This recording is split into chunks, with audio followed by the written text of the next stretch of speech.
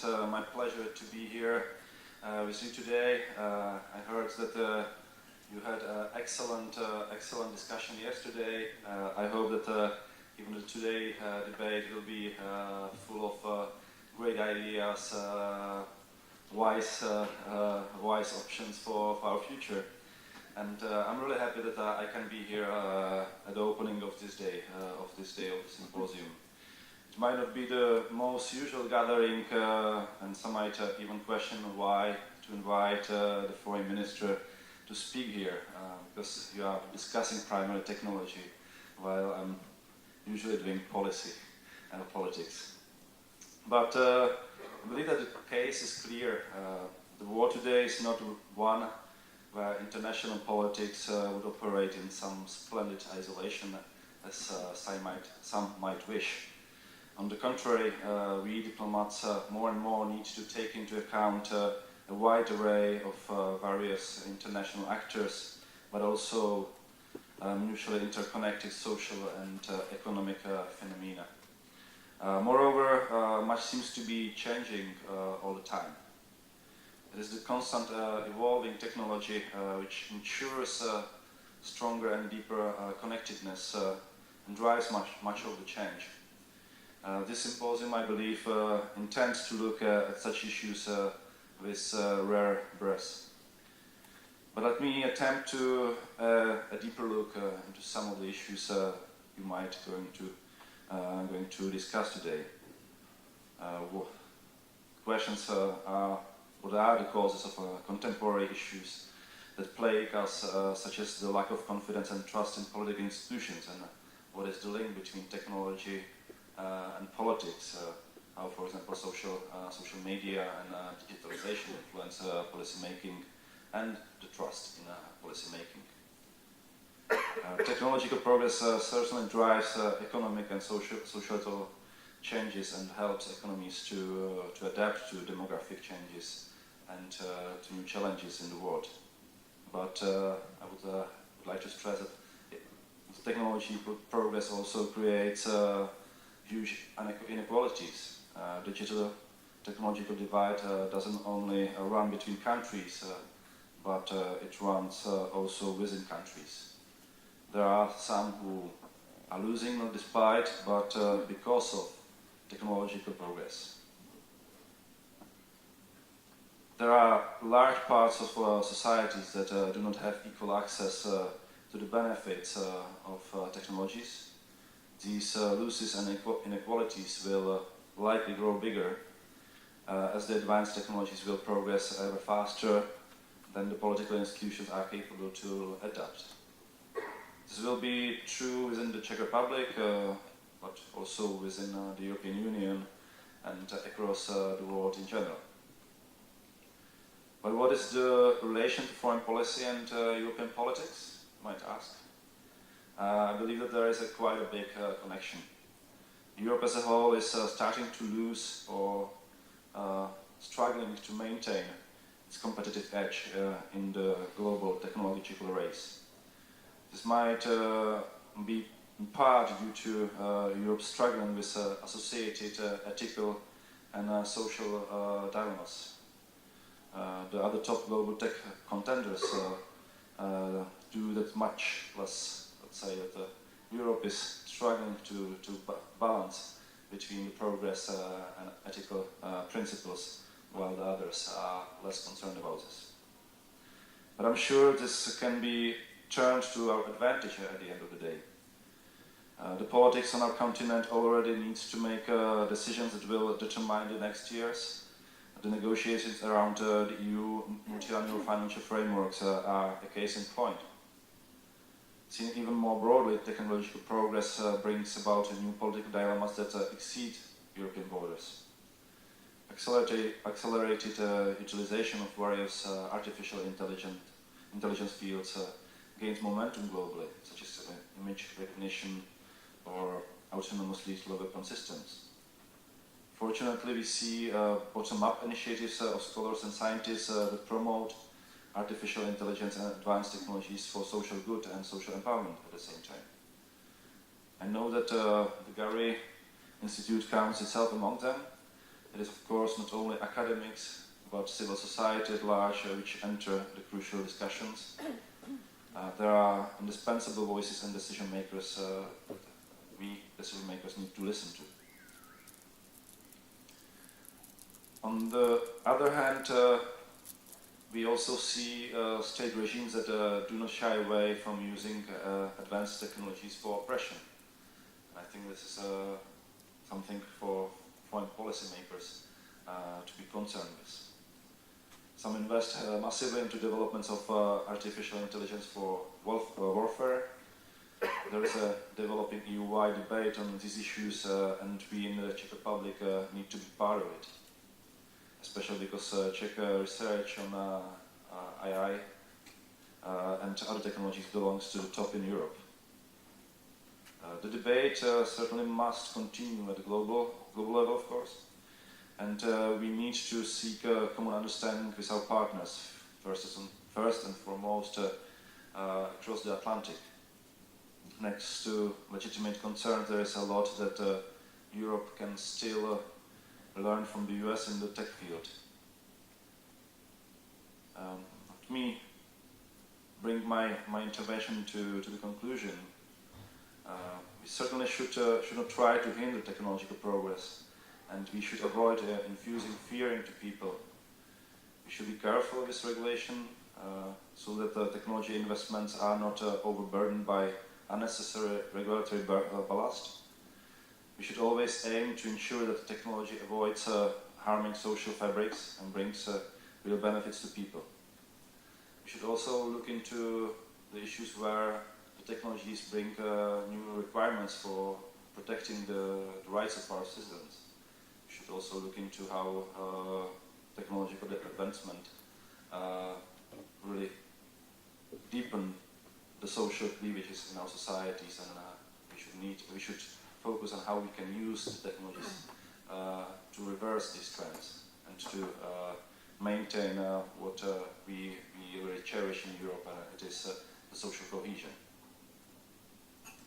Ladies and gentlemen, this is why a forward-looking symposium like this one, which links business, investors, scholars, innovators, diplomats, politicians, and social scientists, is a welcome international platform. And as I discussed at the beginning with Mr. Kořan, it is always very necessary, because we usually tend to think in our small boxes, and if we are to really tackle the problems and challenges which the technological development brings, we need to get out of the box and think interdisciplinary in an interdisciplinary way in order to provide Europe with coherent pro-technological policy that also take into account social concerns that a large part of the population has with these trends that lay ahead of us. Thank you.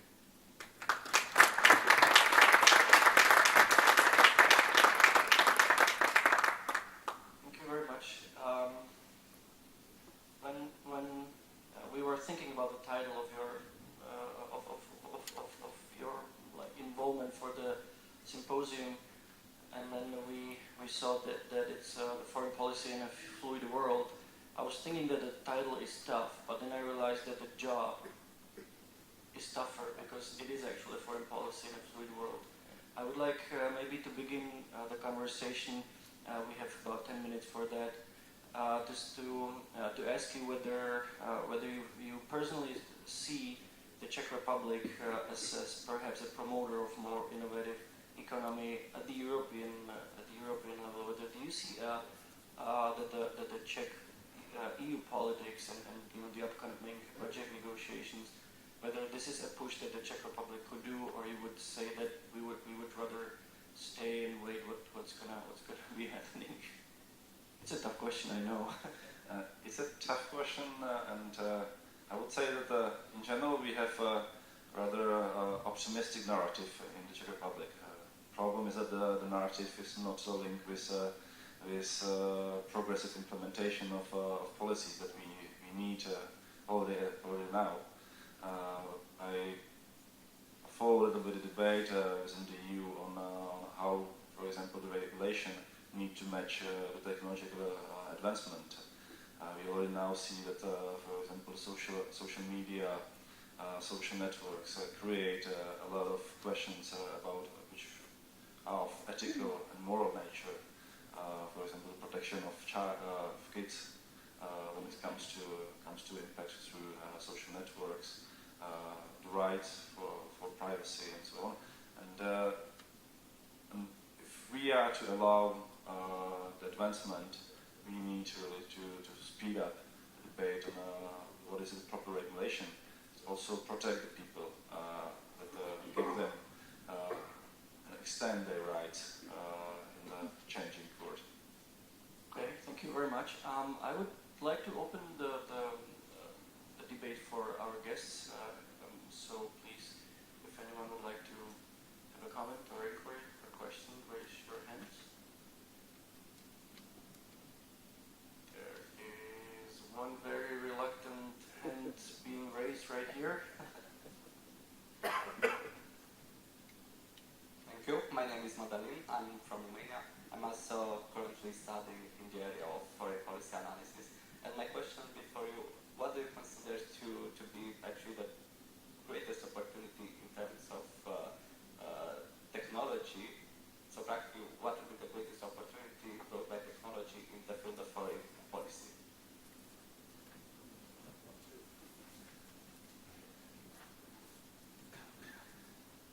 I would turn the question and ask what are the biggest risks for foreign policy we need to face. I think that these are linked to a need to not only form policy, but also to defend your policy in the virtual world. For example, Europe is now facing more and more new kinds of hybrid threats, cyber threats. We haven't been used to face in the past. And the traditional foreign policy making is not yet ready to respond so quickly to new developments in this area. So, this is also linked, for example, to disinformation, to fake news issues that we are now facing, because this is also influencing how the foreign policy is formulated, because more and more foreign policy is not isolated from the public opinion, and you cannot promote a foreign policy which is totally divided from what the people in your country think. And as people have access to more and more information, there's a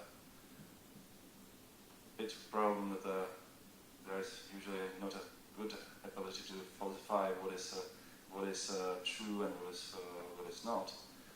This also creates a situation that you are facing false arguments that undermines your foreign policy position.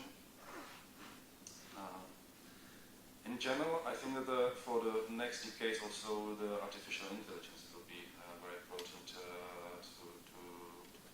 follow, because this technology might bring totally different trends, even compared to the past 2 decades as the spread of internet, social networks, social media. So we'll see how artificial intelligence, and especially the political response, political and social response to it, because there are certainly huge ethical and moral issues that will need to be solved within multilateral fora. It's not possible for countries like Czech Republic to provide a proper regulation by themselves. It's necessary to have multilateral solutions for this.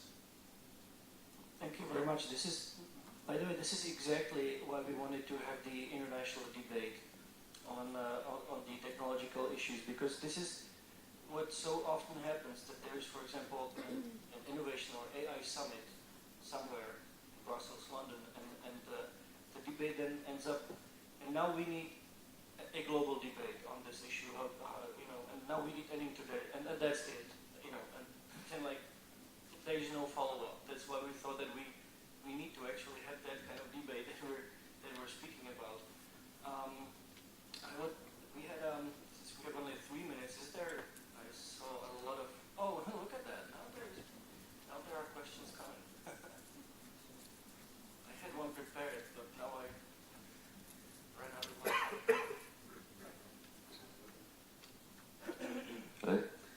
Hi, yes, my name's George. I work at the Prague Civil Society Centre here. We're an NGO that supports civil society in Eastern Europe and Central Asia. It was interesting to hear you talk about the ethical debate that we're having about the use of technology, particularly in the West. And I was wondering if pausing to have this ethical conversation, looking at the countries where the ambassadors are from today, or Western countries, are we putting ourselves at a disadvantage in respect to countries that maybe are important to have this debate, such as maybe Russia or China? I mentioned it in the intervention. I don't think that it is a disadvantage for us. In the long run, certainly there will be certain rules, for example, for artificial intelligence and so on. And I like, for example, the example of phone chargers.